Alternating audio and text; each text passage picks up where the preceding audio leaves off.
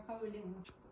Ары қарай назарларыңыз тақтада болса, Мұрат Мөңкеұлының Сарыарқа өлеңінен қысқаша үзінді оқып кетсем.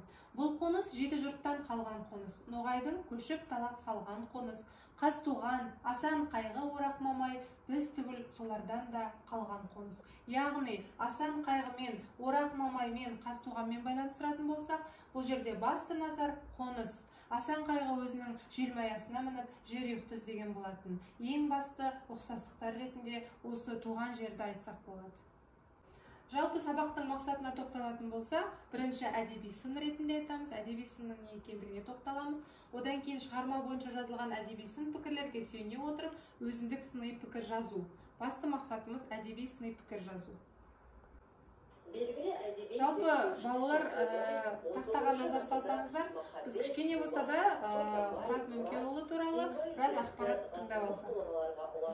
Армысыздар ардақты ағайын, бүгінгі қазақ әдебиеті бағдарламасының 10-шы сыныпқа арналған кезекті санында Мұрат Мөңкеұлының шығармашылығымен таныс боламыз. Осы жерде балалар мұқият тыңдаймыз. Мұрат Мөңкеұлының өмірі мен шығармашылығы баяндалатын болады. 19-шы ғасырдың екінші жартысында өмір сүрген көрнекті ақын. Ол қазіргі Атырау облысы Қызылқоға ауданы Қарабақ ауылында дүниеге келген. Мұрат Мөңкеұлы 17 жасында Жас, 20 жасында Балауыраз, 25-інде Жаскелең, Жантолы, Шолпан, Тыныштық сынды ақындармен айтысып, оларды шаң қақтырған жеңімпаз. Осы жерден мен ары қарай жалғастыратын болсам, балалар, жалпы Мұрат Мөңкеұлы жастайынан өлең жырға бейім ақын болған екен. Яғни байқап отырсаңыздар, Қазақстанның картасы. Бұл жерден суреттер толғайды дейді. Сіздерге басты тапсырма, бұл қалалар нені білдіреді және бір-бірімен қалай байланысты. Яғни Мұрат Мөңкеұлы мен Асан қайғының бір-бірімен байланысы жайында пікірлеріңізді білдіретін боласыздар.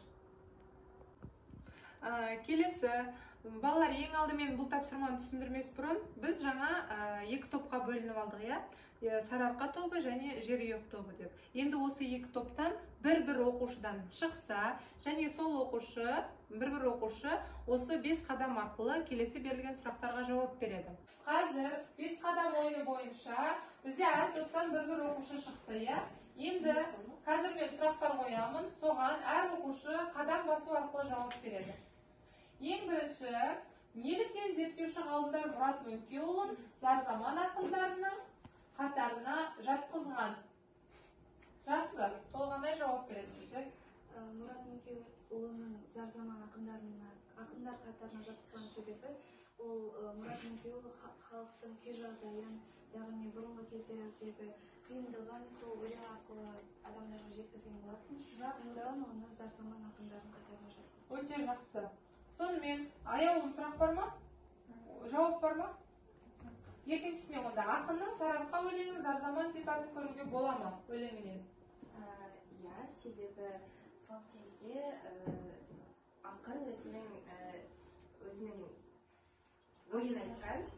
Мысалы, Сарыарқада ол өзінің туын, қазақ халқының туын жерге тастағаны және де сол кезде қазақ халқының отарлау уақытын сипаттаған болатын. Жақсы, өте жақсы. Үшінші сұрақ, толғанай мұқият бола ғой. Өлеңде аты аталатын тарихи тұлғаларға ақын қандай баға береді? Ең алдымен кімдердің аты аталады, соған тоқталып кете ғой. Бұл өлеңде негізі Асан қайғы, Орақ мамай және де Қазтуған есімді тарихи тұлғалардың аттары, есімдері аталады. Және де ол кісілерді көп жазған болатын өзінің өлеңдерінде. Ол кісілер туралы өзінің халқын тастамай бірге алып жүрген, сол қиындықта жалғыз қалдырмағаны туралы айтқан. Өте жақсы. Төртінші сұрақ, аяулым мұқият бол. Ақын күйінішінің себебі неде? Бірінші, күйініш дегеніміз не? Күйініш дегеніміз сол адамның ішіндегі қайғы. Сол кезде ақын зарлап жатқан заманда өмірге келгендіктен өзінің ішінде болғанын айтқан. Мысалы, қазақ халқының сол кезде қиналып, көшкенде қиналғаны жайлы айтылған. Соған ақын өзі қатты қайғырып, осы зар-заман сипатты әңгімесі шығара болатын. Жақсы, өте жақсы. Толыққанды жауапқа балалар келсеңіз ба? Жерұйық тобынан Толғанай, Атамекен тобынан Аяулым жауап берді және толыққанды жауап берді деген ойдамын. Сонымен қыздар, жауаптарыңызға көп рахмет. Орындарыңызға жайғасаңыздар болады. Балалар, топты бағалауда бізде қазір екі топтан басқа да топ мүшелері жауап беруіне рұқсат. Сонымен жалпы зар заман дегенді қалай түсіндік? Кім жауап береді? Жақсы, Айжан жауап бере ғой. Мен ойымша зар заман дегеніміз ол қиын және де мұңды зат. Мұрат Мөңкеұлы зар заман туралы қайсы өлеңінде көбірек айтты? Қалай ойлайсың? Екі өлеңінде өте көп айтқан. Екі өлеңінде де, иә. Өте көп айтқан. Асан қайғымен қалай байланыстыруға болады? Мұрат Мөңкеұлы не байланыстырады екеуін? Екеуі де зар заман ақындары. Не себепті зар заман ақындар деп айтты? Екеуі олар зар заман Ең бастысы жаңағы туған жерлерін қиын заман болған кезде, сондықтан зар заман ақындары деп аталады. жақсы жарайды отыруға. Қосатындарымыз бар ма балалар? Айжанға қосатындағы осы сарыарқа өлеңі туралы айтатын оқушылар ма? Өлеңінде Не түсіндің? Туған жер мәселесі айтады. Үш қиян деген кезде ол үш жер туралы айтылады. Тағы да не қосасың? Болды ма? Жақсы жарайды отыруға. Өте жақсы жауап берді. Бірақ жауап берулеріне тоқтала кете, жерұйық тобын бірінші орында деп айтсақ болады. Өте жақсы жауап. Балалар, тапсырмамызды ары қарай жалғастырайық. Қазір бізде еркін жазу. Яғни еркін жазуда біз әдеби сыни пікір жазамыз. Бүгінгі толғауға бізде. Бұл жерде біз термин сөзге тоқталамыз. Жалпы әдеби сын дегеніміз не екендігін айтатын боламыз. Әдеби сынды басты назарда алып, оны көбіне зерттеп әдебиетте үлес қосқан бұл Дандай Ысқақұлы балалар. Яғни Дандай Ысқақұлы осылай пікір білдірген екен. Әдеби сын дегеніміз көркем әдебиет, оның ғылым мен журналистиканың тоғысар түйінінде пайда болып, күнделікті әдеби процесті зерттейтін, оның жетістіктері мен кемшіліктерін саралап баға беретін, оқырманның дұрыс түсінуіне көмектесетін, рухани әлем аясында қызмет атқаратын әдеби, ғылыми, публицистикалық, әлеуметтік сипаты шығармашылық түрі, қоғамдық сананың бір саласы. Көркем әдебиет жайлы дәуір үні. Әдеби сынның басты мақсаты әдеби процесте болып жатқан жаңалықтар дер кезінде бағалап оқырмандарға түсіндіріп отыру.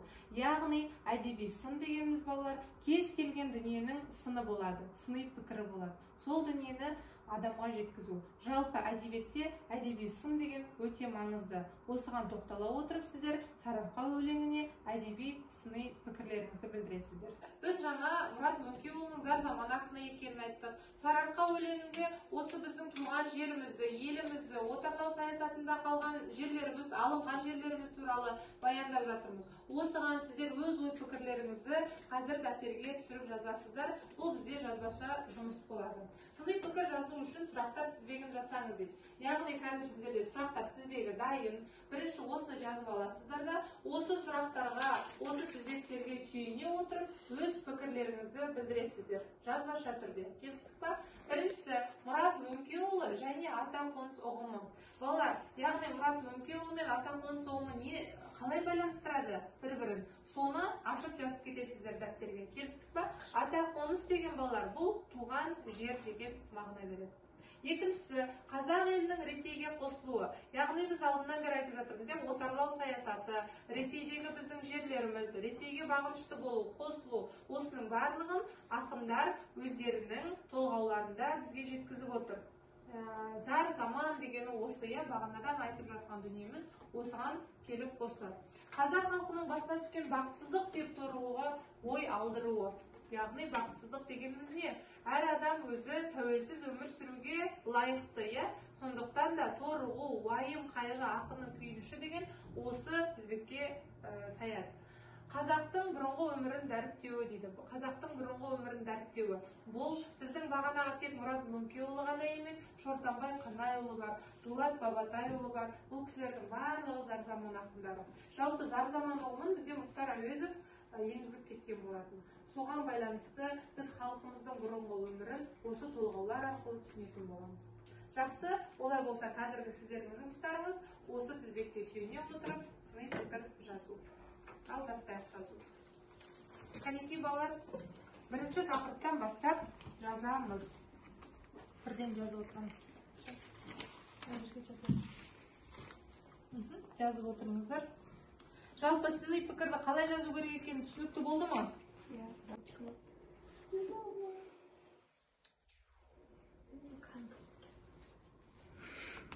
Жарайды. Шамды 15 жыл.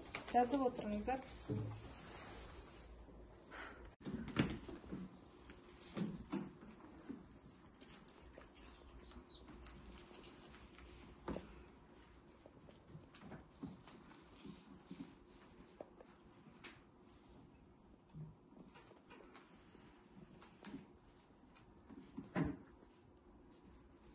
Сарыарқа өлеңін тыңдайтын боламыз. Мұқият болыңыздар.